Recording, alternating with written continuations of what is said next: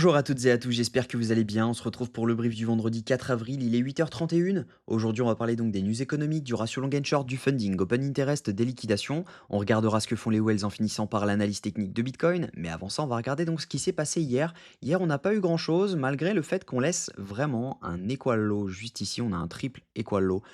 Donc à venir chercher, même si jamais on voit que on a mèche juste en dessous, on est quand même sur une accumulation de liquidités juste ici, hein. Clairement, on a encore du monde à venir prendre. On a vraiment juste liquidé sous cette mèche.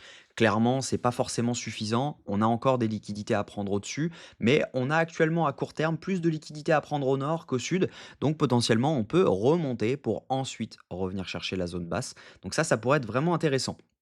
Petite parenthèse, on a eu donc la hausse donc des droits de douane sur Trump et en fait la stratégie qu'il a, je trouve qu'elle est vraiment dangereuse pour la suite. On rappelle qu'il y a 7 000 milliards de dollars à rembourser et qu'il doit refinancer dans les 6 prochains mois.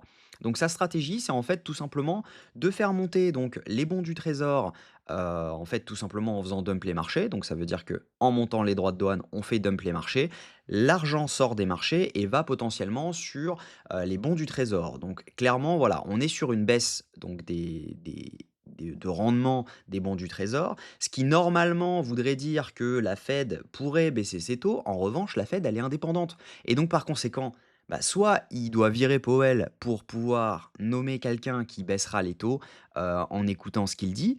En revanche, si jamais il n'arrive pas donc à nommer quelqu'un d'autre ou autre, Powell, il peut juste décider de dire: «Bah non, écoutez, l'économie actuelle, elle est pas bonne pour qu'on, baisse les taux, donc clairement on les laisse comme ça et puis démerdez-vous, quoi». Donc ça peut être vraiment, vraiment problématique pour la suite si jamais, Powell ne souhaite pas baisser ses taux parce qu'en fait, l'économie peut ne pas repartir tout de suite et on peut vraiment assister à un crash, qui va être juste énorme. Donc faites attention à ça quand même. Moi, je prévois, j'ai toujours dans le viseur le S&P 500, mais c'est pour ça qu'on dump vraiment sur le S&P 500.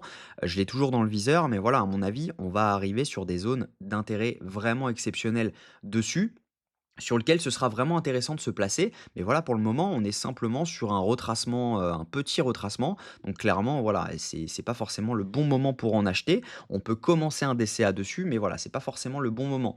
En tout cas, voilà, la stratégie, je la trouve vraiment dangereuse et clairement, si jamais les taux ne baissent pas, clairement, ça sent pas bon. Parce qu'il y a beaucoup de gens qui disent: «Oui, le but, c'est de relancer l'économie, comme ça, on va forcer Powell à baisser les taux». Mais Powell, on n'est pas obligé de le forcer, il n'est pas obligé de dire oui et c'est ça le problème. C'est que s'il dit non, il est en droit de le faire et lui, son but, c'est l'économie. Donc, ça veut dire qu'il va regarder donc le taux de chômage, l'inflation, enfin plein de d'indicateurs, divers et variés et s'il estime que, au niveau macro, on ne peut pas encore baisser les taux parce que ce n'est pas bon, il ne le fera pas et donc c'est ça où c'est vraiment dangereux. Donc voilà pour le point, macro. Au niveau, technique, ce que je pense, c'est que voilà, on a des zones qui sont vraiment intéressantes actuellement. On a donc, un OB H1 juste ici, donc on voit qu'il a marché déjà une fois. Logiquement, on devrait venir le liquider. On a ensuite un FVG H1 à venir chercher au-dessus. En revanche, on a un autre OB ici, donc ça c'était un OB, M15, si je dis pas de bêtises, voilà, mais qui est également, donc voilà, OB M15, je l'avais noté en M5 parce qu'il était plus gros, mais finalement en M15, il est pas mal. On a donc cet OB juste ici, je doute que celui-ci, tienne parce qu'on a un FVG juste au-dessus à venir prendre, donc FVG juste ici. Par contre, ici, vraiment intéressant, on a un breaker block qui a marché donc à la perfection, qu'on n'est pas revenu tester, on le voit juste ici, qui est dans la zone ETE et qui est parfaitement dans la zone de liquidation. Donc ça peut vraiment être intéressant si jamais on vient dans cette zone pour avoir une zone de short autour des 86 700 dollars si on y va. Ça ne veut pas dire qu'on va y aller, ça veut simplement dire que si on y va, on va avoir logiquement un rebond sur cette zone. Donc intéressant. Au niveau news économique aujourd'hui, on a, quand même pas mal de choses, hein. On a le taux de chômage à 14h30 et un discours de Powell à 17h25, donc faites attention, on risque d'avoir encore pas mal de volatilité aujourd'hui. Au niveau, de la school, n'hésitez pas à nous rejoindre si jamais vous voulez vous former au trading. On est plus de 125 sur le groupe. Vous avez accès directement au lien, donc en description de cette vidéo. N'hésitez pas à nous rejoindre si vous voulez vous former, au trading. C'est vraiment destiné à tous les niveaux, que vous soyez débutant comme expert, clairement, c'est pour tout le monde. Ça permet de voir donc les axes d'amélioration pour ceux qui sont déjà rentables, etc. Et pour ceux qui ne le sont pas du tout, ça permet clairement de vous faire gagner du temps sur votre apprentissage. Au niveau Crypto Bubble, ce qu'on voit, c'est que on a clairement on est en range actuellement sur la journée, donc clairement, voilà, les alts, on est dans l'indécision totale. On a donc des dumps, des pumps sur certains alts. On est dans l'indécision et c'est ce qui fait que bah, voilà, le marché n'est pas sûr. Donc c'est un petit peu n'importe quoi ce qui se passe sur les alts actuellement. Donc je déconseille de trader les alts. Focus plutôt sur Bitcoin. On a assez à manger dessus. Donc clairement, voilà, c'est plus intéressant à mon avis de trade les alts aujourd'hui. Au niveau funding open interest, ce qu'on voit, c'est qu'on a eu une hausse de l'open interest juste ici, une hausse de l'open interest. Donc ça, c'est les contrats Bitcoin et ça, c'est les contrats USDT. On voit qu'on a eu une énorme hausse là-dessus. Donc clairement, euh, mélangé à une hausse des fundings. Donc ce qui veut dire que ce sont des longues qui se sont ouverts juste ici. Donc on accumule des liquidités encore au sud. En revanche, on voit qu'on a ensuite eu une baisse de l'open interest avec une baisse également de l'open interest et une rebaisse des fundings, ce qui veut dire que ce sont majoritairement donc des longues qui se sont fermées ensuite à partir donc d'ici. Ils ont pris profit. Donc dans cette zone, ils commencent à prendre profit sur leur longue. En revanche, ici, ce qu'on voit, c'est qu'on avait eu de nouveau du long qui s'était ouvert donc sur cette hausse-ci. Donc ici, on avait également eu du long qui s'est ouvert. Au niveau Kingfisher, ce qu'on voit, c'est que si ça veut bien charger, voilà. Ce qu'on voit, c'est qu'on a des liquidations à venir prendre jusqu'aux 85 700 dollars qui peuvent nous emmener jusqu'aux 87 000 dollars. Voilà, le pic de liquidité se trouve autour des 85 700 dollars. Donc, si on se le note, 85 700, ça nous donne environ cette zone-ci. C'est à peu près la zone OTE. C'est juste avant la zone OTE. Donc, ça représenterait le FVG qu'on a juste ici. Donc là, on n'a même pas de FVG, non. Ça représenterait donc cette zone-ci. On voit que si jamais on étend un petit peu, donc si jamais on l'étend complètement même, ça bug un petit peu. Hop. On voit que ça nous emmène jusqu'au 87 600, 87 500.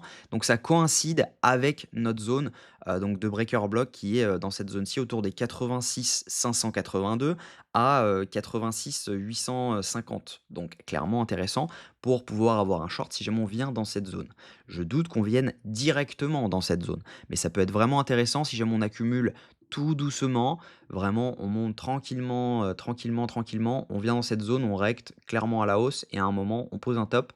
Et là, ensuite, on recte tout le monde d'un seul coup. Ça peut vraiment être intéressant de faire un mouvement comme ça. Donc, faites attention à ça. Il y a des chances que si jamais on revient dans cette zone, on ait potentiellement un long squeeze ensuite. Si on regarde au niveau liquidité, on voit que le prix est protégé en bas. Donc, à mon avis, c'est une question de temps avant de venir liquider cette zone des equal high que nous avons juste ici. On voit que le prix est protégé. On n'a plus vraiment ces protections qu'on avait ici pour redump le prix.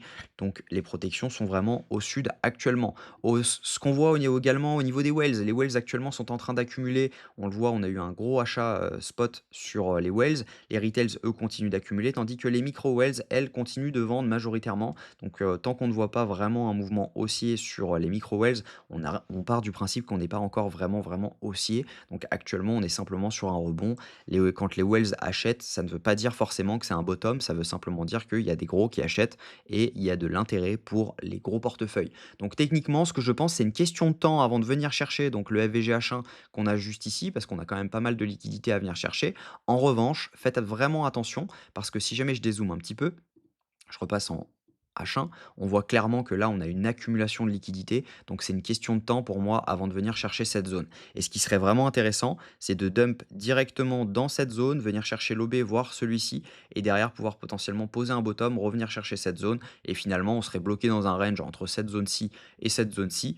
Et on pourrait tout simplement naviguer dans ce range, ce qui est vraiment le plus simple à trader quand on est sur Bitcoin. Donc voilà, à mon avis, si jamais, donc moi je ne veux pas ouvrir de long actuellement parce qu'on est vraiment sur un triple équal low juste ici. Donc il y a beaucoup de liquidités à venir prendre en dessous. On a beaucoup de liquidités à venir chercher ici. Donc on n'est pas à l'abri, à mon avis, de front run également la zone OTE, venir chercher cette zone et potentiellement donc avoir le top qu'on a et puis derrière revenir chercher donc ces zones-ci.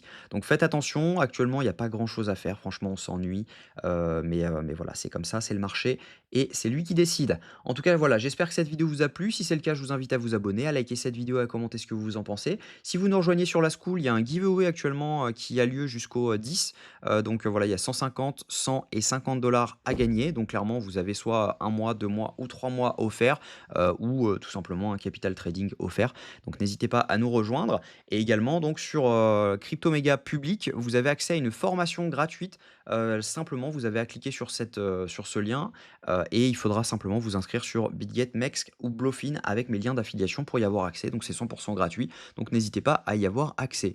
Je vous souhaite une très bonne journée. On se retrouve demain à la même heure. Prenez soin de vous.